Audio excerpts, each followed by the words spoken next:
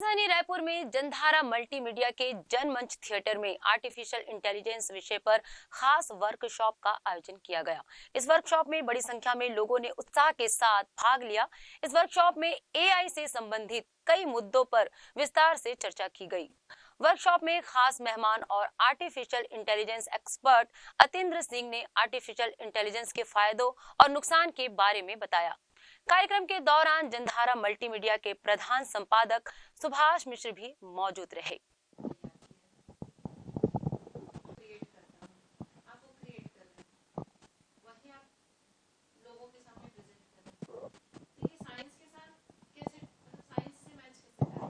आपने science fiction पर related बहुत सारी फिल्में देखी होंगी, वहीं बहुत कम ऐसे लोग होते हैं जो इन फिल्मों को हकीकत में बदलने की ठान लेते हैं। इसी तरह एआई यानी आर्टिफिशियल इंटेलिजेंस होती है, जो इस तरह से कह सकते हैं हम कि यह एक ऐसा कंप्यूटर होता है जो कंप्यूटर का उन्नत रूप होता है। इसके बारे में ज़्यादा जानकारी लेने के लिए आज हमारे साथ जुड़े हैं जो इस फील्ड पर 15 सालों से काम कर रहे हैं, अत्येंद्र सिंह जी।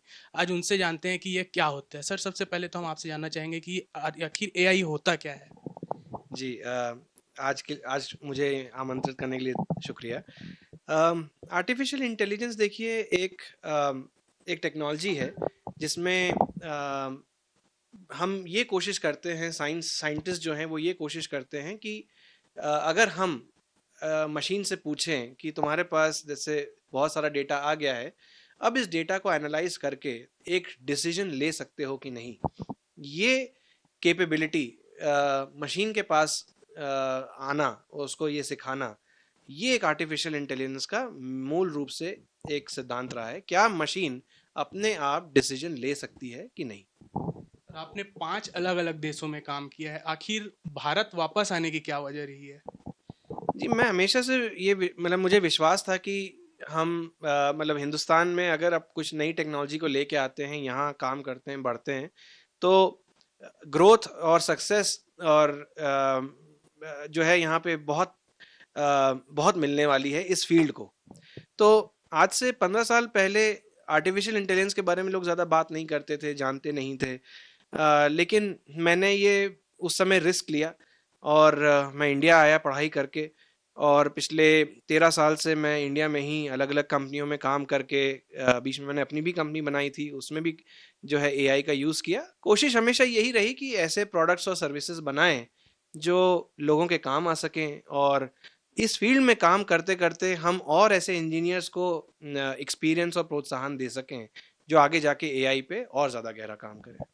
इंडिया में भी अब एआई को लेकर काफ़ी जागरूकता हुई है। लोग चाहते हैं या स्टूडेंट चाहते हैं कि हम इस फील्ड पे पढ़ें, तो उनको आप क्या सजेशन देना चाहेंगे? किस तरह से उनको शुरुआत करनी चाहिए इस फील्ड पे? अब आज की डेट में एआई और उस पे जुड़े हुए टॉपिक्स बहुत पॉपुलर हो गए हैं।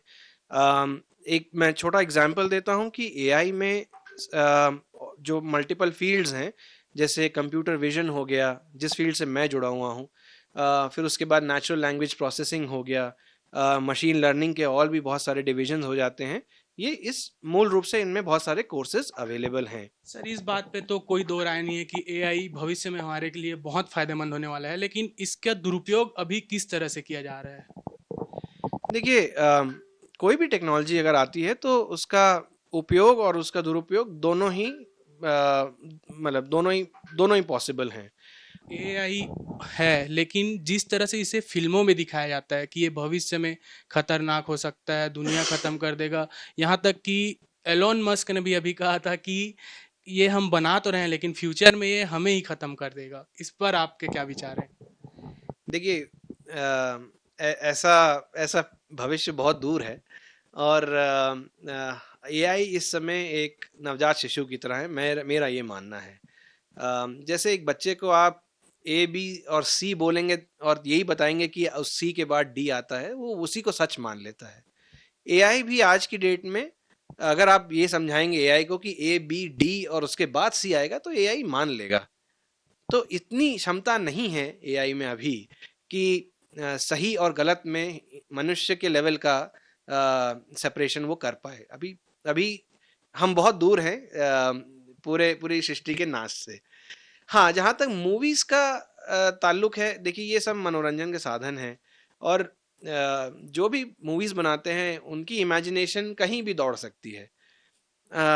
जहाँ पे मूवीज ऐसी बनती हैं जहाँ पे मतलब पूरी दुनिया खत्म होने वाली है, ऐसी भी मूवीज बनती हैं जहाँ पे आपको नए नए टेक्नोलॉजी के नए नए यूसेज दिखाए जाते हैं। जैसे कि जब 1970 में स्टार ट्रेक जैसी पिक्चरें आई थी तो वीडियो कॉलिंग उस समय पहली बार दिखाई गई थी। बट आप खुद देख सकते हैं वीडियो कॉलिंग मेरे ख्याल में हाल के 5 से 8 सालों में सबसे ज़्यादा पॉपुलर हुई है। मतलब हम ये मान सकते हैं कि साइंस भी मूवी से इंस्पिरेशन लेता है। देखिए साइंस जो है वो इमेजिनेशन को कन्वर्ट कर देता है रियलिटी में। तो इमेजिन करना अक्सर जो है आर्टिस्ट का काम होता है और वो ये काम बहुत बखूबी निभा पाते हैं। और साइंटिस्ट का काम होता है या इंजीनियर का काम होता है कि ऐसी इमेजिनेशन को एक रियल प्रोडक्ट में लेके आने की, जिसमें कई सालों की मेहनत लगती है। सत्येंद्र जी, हमारे साथ जुड़ने के लिए बहुत बहुत धन्यवाद। इस